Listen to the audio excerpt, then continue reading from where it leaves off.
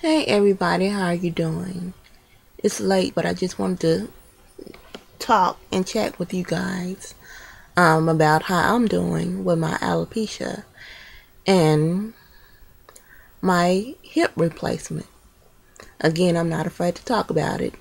It happens to everybody. Well, it happens to people, young and old, so it's nothing big to, just get all embarrassed about or shy about or feeling that somebody's going to talk about you or whatever because you have it, because something is wrong with you. Something is wrong with everybody, like I said last time on one of my last videos. But it's for my alopecia. Um, it's kind of coming along or whatever on the side.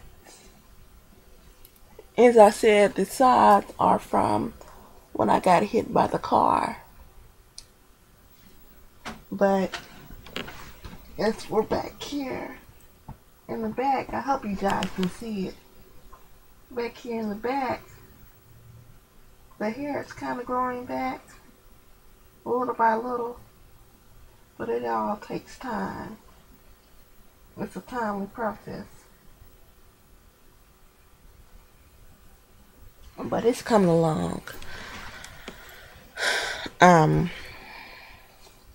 me put my stuff back on.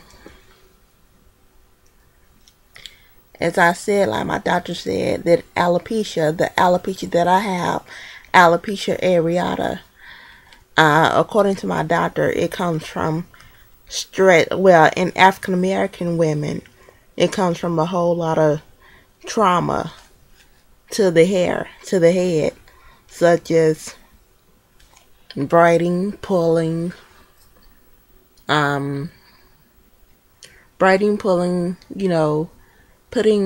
you guys probably can't see this, but I've colored my hair. It's like a brownish kind of red kind of thing. I got a blonde. I forgot what kind of blonde I got, but it's supposed to be blonde, but it turned like a goldish, reddish kind of orange thing. I don't look like a clown, but it just looks like it's a cute little style, cute little color, whatever. But it comes from perming, braiding, pulling, all kinds of things that us as black women do to our hair, whatever. And so therefore I didn't do much of those things, not a lot, but I went ahead. I never really went to the beauty shop to get my hair done. I always did it myself, and I'm not a big fan of weaves and weaves and wigs and all that kind of stuff, and putting pieces in my hair. But I did it myself. I probably did that like one or twice, but all that glue and stuff, and because I'm very cautious of that kind of thing. I didn't want any kind of baldness to happen, but it happened anyway. And if you're alive, like, hey, something's gonna happen. As you get older, it may not, affect you when you're young, but keep living. Like my mama say, grandma, mama, aunties, uncles, whatever. Keep living. It's some traumatic, gonna happen or whatever. But that's what happened to me about my alopecia. And as I said, I went, natural. I haven't had a perm in my head in almost a year. It'll be a year in January or February, March, one of them. But the beginning of the year, of this year, since the beginning of this year, 2012, I haven't had one. And my hair, it's kind of, straight or whatever. I went ahead and got out the pressing comb and, got them edges or whatever. I'm kind of like a prissy girl, and I don't wear a whole bunch of makeup, but as far as jewelry is concerned and accessories and stuff, it's 11 o'clock at night. Well, it's a little bit after 11. 11:23. It's time for bed. It's time for me to get my workout on and go to sleep. So, you know, you're looking for fashion, catch me out when I'm out doing my thing or whatever. Shopping, running my errands. Then I'd be fashionable. But for right now, baby, I'm finna go to bed. But that's my alopecia. But I also talked about my hip replacement. It's been, let's see, I always gotta count. July, August, September, October, November. 5 months.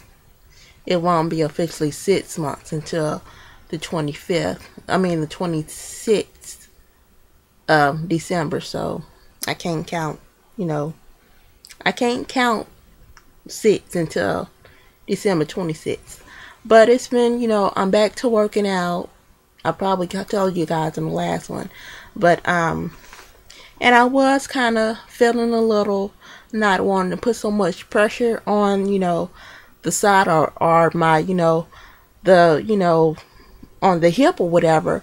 But I started going to the gym and I got this trainer and he kind of eased me into it or whatever. He, a good trainer and whatever is good for your body.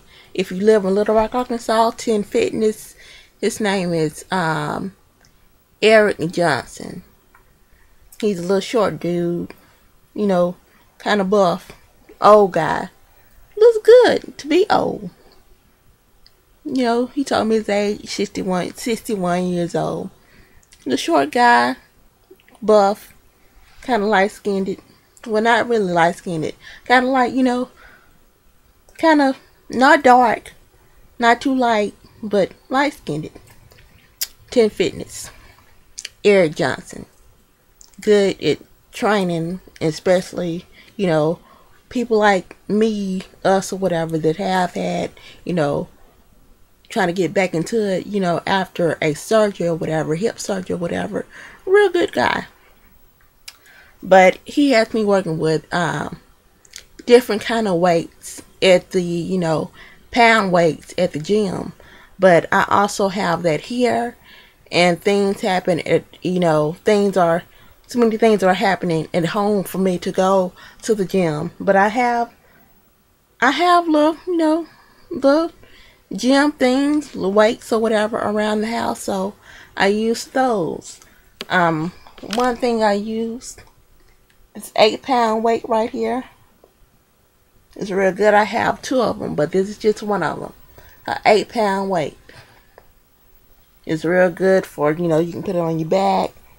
I have it in the back and do your little presses or whatever. I don't know what the other one is called.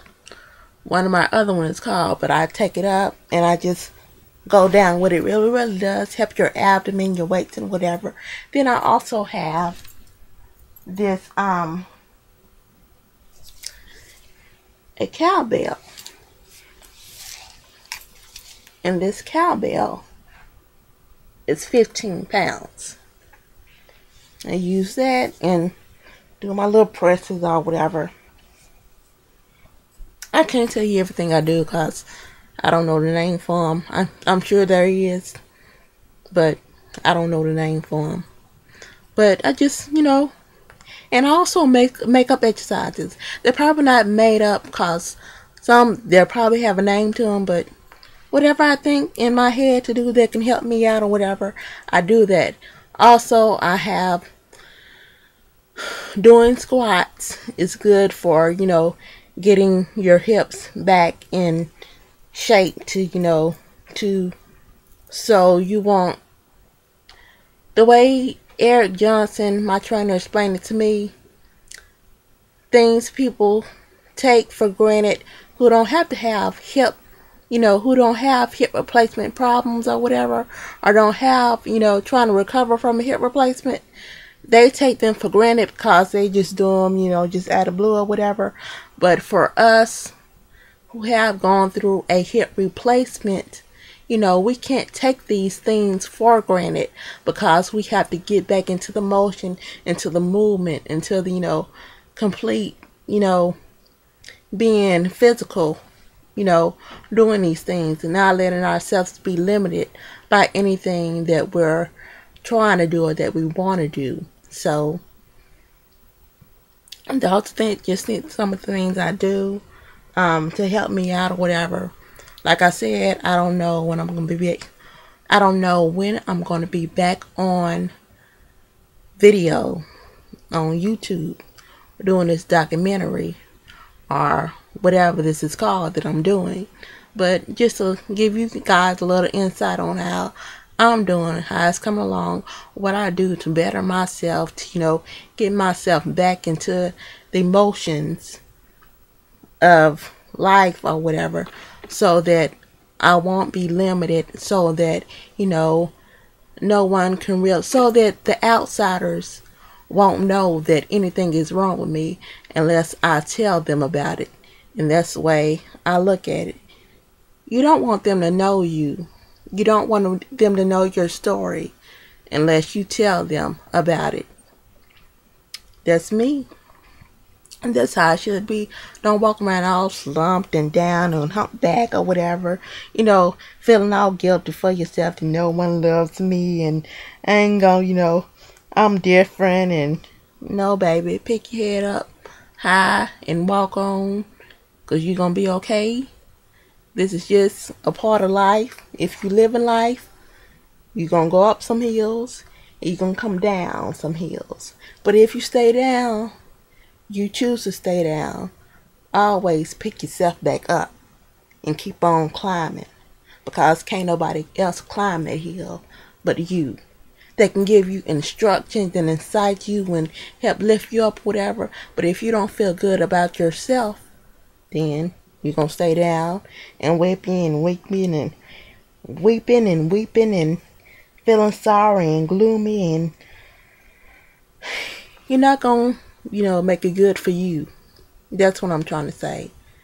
And can't nobody else encourage you like you encourage you.